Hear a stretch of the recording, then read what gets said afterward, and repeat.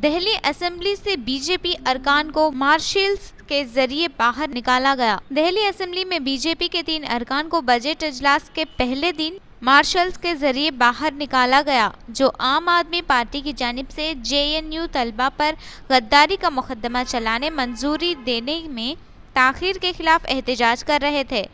Speaker Ramniwas Goyal ने अरकान assembly को समझाने की कोशिश की और कहा कि लेफ्टिनेंट गवर्नर का खुतबा असेंबली की कार्रवाई का हिस्सा नहीं है, लेकिन अरकान असेंबली जिनमें विजेंद्र गुप्ता, ओपी शर्मा और जगदीश प्रधान शामिल थे, ऐवान के वस्त में पहुंच गए और नारेबाजी करने लगे। वो चीफ मिनिस्टर अरुण केजरीवाल से इस मसले पर बयान का मुतालबा कर रहे थे। Deputy chief minister Manish Sisodia ने कहा कि अपोजिशन अरकान को लेफ्टिनेंट गवर्नर का एहतराम करना चाहिए।